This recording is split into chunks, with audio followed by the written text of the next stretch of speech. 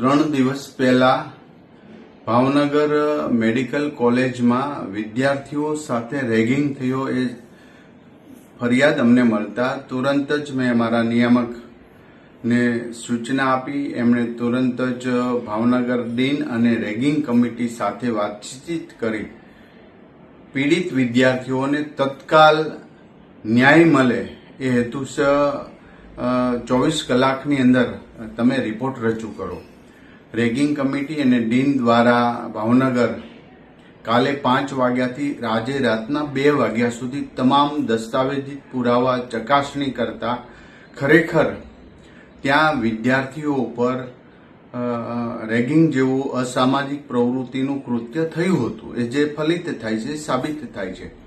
તો આ તમામ વિદ્યાર્થીઓમાંથી 6 વિદ્યાર્થીઓ દોષિત થયા હતા. એમાં 2 વર્ષથી લઈને 6 મહિના સુધીની તમામ કોલેજની અંદર અને સરટી હોસ્પિટલની આવવાનો પ્રતિબંધ કર્યો છે. એમને સસ્પેન્ડ કરી દેવામાં આવ્યા છે.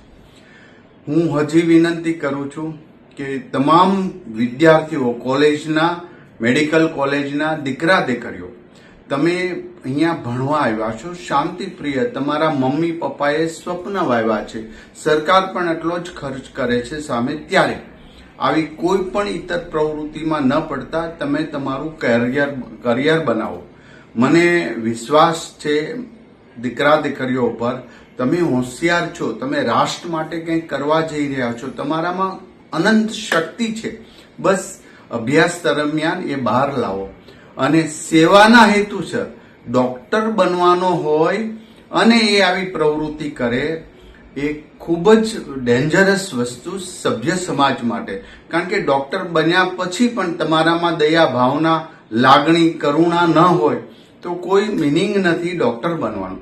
માટે આજે આ 6 વિદ્યાર્થીને 2 વર્ષથી લઈને 6 મહિના સુધી સસ્પેન્ડ કરી દેવામાં આવ્યા છે અને અમદાવાદના રેગિંગ કરનારા વિદ્યાર્થીઓને પણ 3 વિદ્યાર્થીઓને સસ્પેન્ડ કરી દેવામાં આવ્યા. હજી પણ કોઈ દીકરા દીકરીને ક્યાંય પણ પ્રશ્ન હોય તો રેગિંગ કમિટી, તમારા ડીન અથવા તો જે ત્યાં મેલ અને રેગિંગ થતું હોય તો કમ્પ્લેન કરવા માટે તમે એક કોલ કરજો અથવા એક મેલ નાખજો. તુરંત જ તમને ન્યાય મળશે.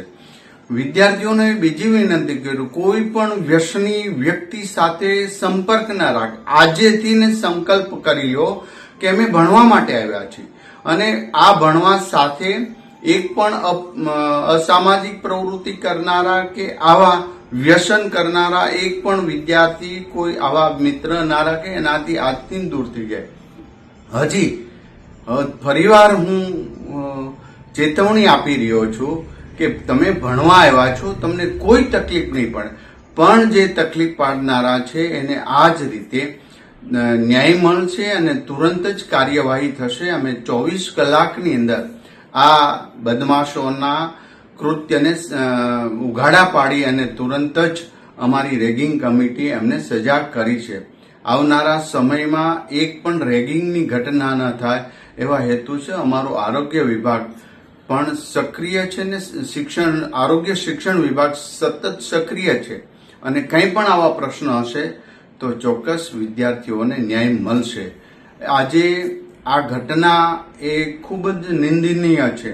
કારણ કે ગુજરાતમાં 2 મેડિકલ કોલેજમાં આવી રેગિંગની ઘટનાઓ થતી હોય ત્યારે હું હજી કડક ચેતવણી આપું છું કે અમે કોઈ પણ બાબતની આવી અસામાજિક પ્રવૃત્તિ ચલાવી લેશું નહીં.